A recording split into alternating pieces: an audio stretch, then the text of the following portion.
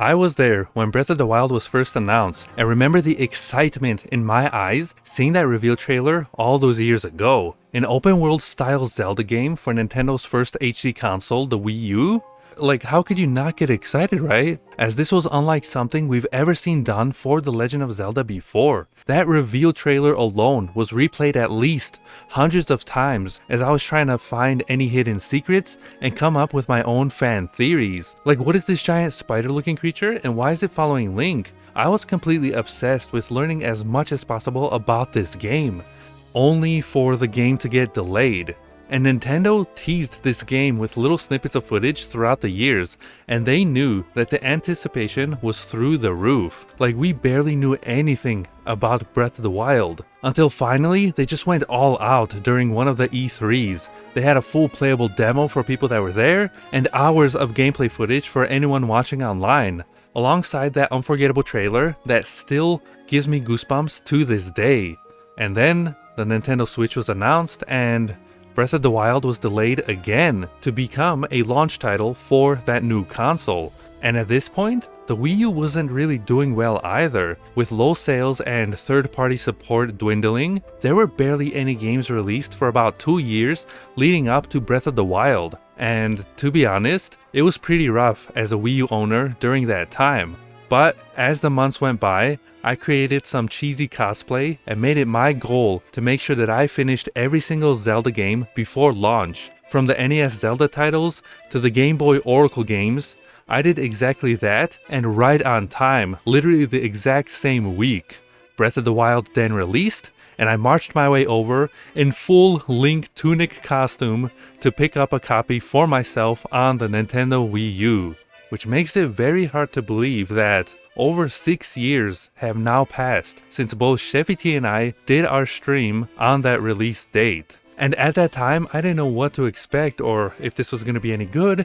Is this the future of the series? Like, I was just happy to play another Zelda title. But little did I know that this entire playthrough I would end up streaming very slowly for the next 2 years. It kind of felt like the perfect goodbye for the Wii U, right? And it's kind of hardcore because not long after Breath of the Wild came out, we pretty much moved out of the home, and I've been dealing with all of that hogwash, right? Bed bugs, rats, having my boxes in storage and not being able to open them to this day, right? Like, I'm still feeling the effects of that. And so I bring all this up because that was a very kind of like magical time period, right? And then compare that to now with Tears of the Kingdom, it's like the complete opposite. Like, I've been in this negative state of mind for so long, dealing with all this moving and not being able to make the videos I want. It didn't really matter if a new Zelda game was coming out or not.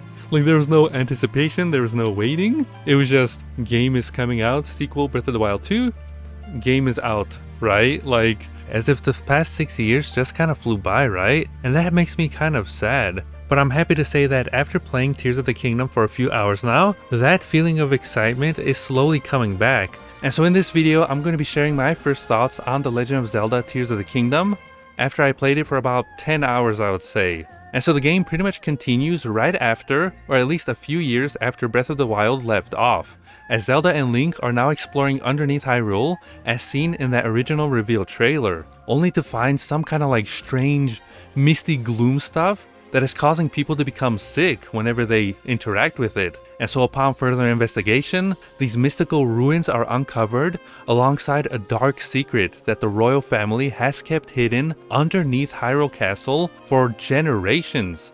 Literally within the first like 10 minutes, right? You get this dark like backstory, and I just love how the game isn't afraid to go into it, right? Like, everything like goes down the toilet, Link is not able to save Zelda, Hyrule Castle lifts off of the ground, there's these random sky islands falling down on people, right? Walking in the world. And then, you find out that also Link almost died. Like, he barely escaped death, he's missing an arm, and now he's got like this new glowing arm. It's like things are just like, everything is dark, like much darker than I remember in the original Breath of the Wild, and I love that. I hope that the story continues in this direction because like the last kind of like dark Zelda title was kind of Twilight Princess and Majora's Mask. And I've been waiting for years for them to kind of, go back into that style. And so I really hope that the story of this does exactly that, right? And then from that point on, the game pretty much just lets you free. And the moment it did that, all the memories from Breath of the Wild were starting to flood back in. Except this time around, we start off on one of those sky islands that I mentioned before and are introduced to an entire new set of abilities, characters, enemies, and shrines.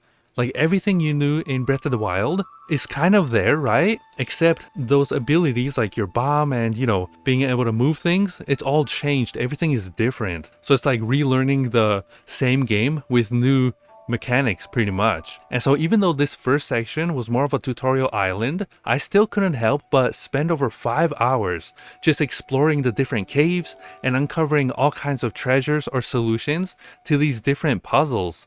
Like, for example, being able to see that lake over there and then question myself, can I get to the other side if I build some kind of raft? Only to realize that, yes, not only is it possible in this game, but it's also encouraged to do exactly that. It's very awesome, right? Like, I love the amount of creative freedom that Tears of the Kingdom gives you. It's probably my favorite part so far of this game. It pretty much takes what Breath of the Wild did, but further enhances it to another level. So what if you don't feel like dealing with the slippery ice while trying to climb? Well, that's okay. Build yourself a log bridge and get a shortcut instead. What about if you want to fly across the land and fight some huge dragon in a rickety-crickety airplane? Well, you can do exactly that too. And how about attach a flamethrower to your shield just because that sounds like something awesome? Or what about, have you ever wanted to feel like a speedrunner and break the game in half every time Link uses one of his abilities to glitch through the ceiling? And that's only scratching the surface, right? As once Tutorial Island is finished, you're kind of just standing there on the ledge, and I couldn't help but look around. Like, look at all of this land. I can literally go wherever I want right now. If I want to go to that island up there, I can do that. If I want to go over there, I can do that, right? I was taking in just how much of this game there actually is. And it's crazy, like it's insane how huge this game feels right off the start. And so whenever you're ready, Link literally stands on the edge and skydives down. The music plays, you see the logo, and you get shivers right as you swan dive into the lake down below. And bam shalam, if you've ever played Breath of the Wild before, we are giving freedom to go anywhere we want. And the way I played Breath of the Wild was pretty much circling Hyrule and enjoying every single section slowly one at a time before moving on to the next, right? Like I wanted to make sure I had all of the side quests finished, I met all of the characters, got every stable, Korok seed, all of that stuff. And then I went to the next one, and then the next one, and next one, and after 200 hours, I saved Hyrule until the very end, until I was ready, like I've earned it, right? And so I plan to play Tears of the Kingdom in a very similar way too, right? And from what I've played so far, there's going to be so much more exploring to do this time around. And if you know what I'm talking about, then you know what I'm talking about.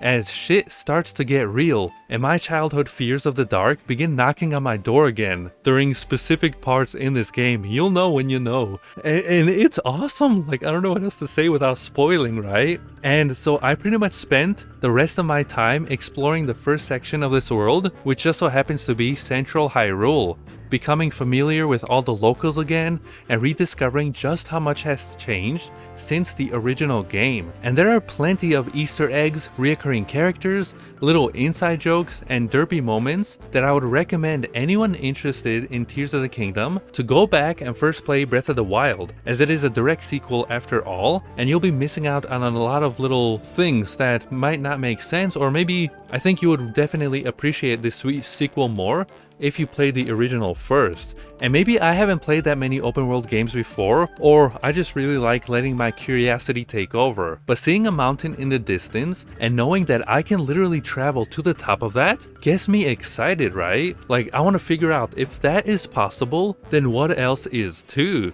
Which is basically what made exploring in Xenoblade X so satisfying, where I literally poured 80 hours of my time in the first week of the game's release just walking around those uncharted lands. Like, it's been 8 years since Xenoblade X spoiled me on what Breath of the Wild went to recreate, and I still haven't even finished through that game or the story yet, right? Which doesn't really help my addiction either, as the same developers went on to help Nintendo with both Breath of the Wild and Tears of the Kingdom. So for example, like, I planned to stream the other day for just 2 hours and make some progress, maybe collecting a few shrines here and there, when in reality, I was doing some exploring, I ended up catching a horse, I named him Cletus, and then Cletus and I, we both went on an adventure until 3 AM, just exploring through the land of Hyrule, scavenging random glowing frogs in dark caves, taking out these enemies, right, trying to bamboozle me from the sky, and then stumbling upon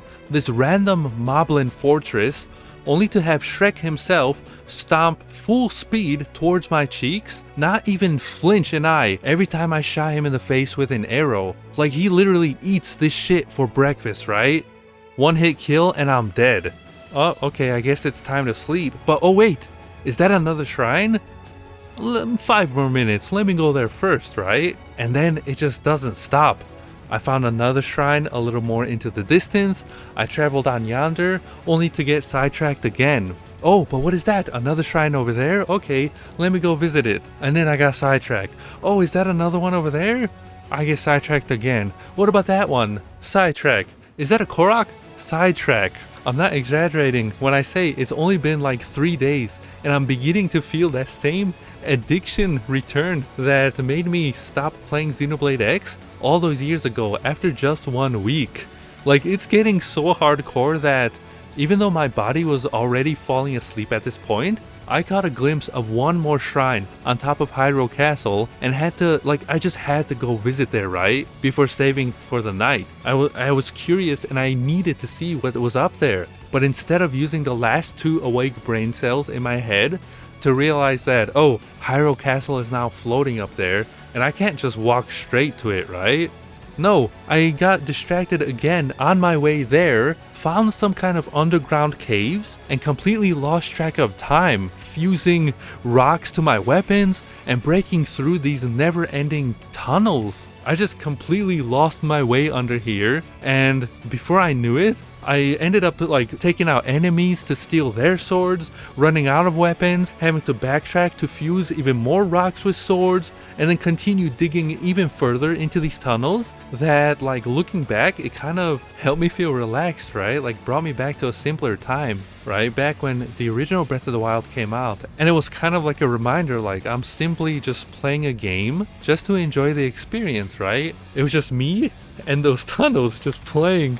I don't know how to explain it, but there's just something magical about it. And so by the time that I actually made it out of those tunnels, it was already like 6:30 in the morning and I could barely see out of one eye. Like, I was that tired. Only to remember that, oh yeah, the reason I was down here the entire time was because I was looking for that one shrine that I saw up on Hyrule Castle. I got one plane facing Hyrule on the edge of this cliff, ready for liftoff at any moment. Flying this thing too requires a great deal of balance that I don't really seem to have right now from my past crash landings. Then I got 5 fans. Alone, they work pretty well enough, but together they get the job done, each one adding more speed than the last. And so you may be wondering, what do you do with this? Well, in Tears of the Kingdom, you can glue items together, and so I glued the plane to the fans, right? And we have ourselves SSJ Steel, the fastest beauty in all of Hyrule. It eats up batteries like nobody's business, but let me tell you, she soars through the skies in a blink of an eye. In 5, 4, 3, 2, 1. And the fact that this actually worked, right? That I was able to build this little derpy looking thing together and soar through the sky as you see here made me realize at that exact moment was that I'm really going to enjoy Tears of the Kingdom, probably much more than I ever did with Breath of the Wild. And so far, I'm happy to say that the hype has definitely been worth it. And right after I finish this video, I'm probably gonna go continue playing it again, right? I can't wait to see where it takes me, and I would definitely recommend giving this a try if you're interested. And so those are my first thoughts on The Legend of Zelda Tears of the Kingdom. Tell me down below if you're playing this game, what are your experiences like? What kind of crazy machines are you creating? And like, did you get the collector's edition? Did you watch trailers? Or did you just go in blind? And if anyone wants to see more of my adventures continue, then come on over as I'll be streaming this game as much as possible whenever I can. With that said, thanks for the support, lovely Patreons. Thanks everyone for watching, and I'll see you all on another lovely episode. Goodbye everybody. Goodbye. Ciao.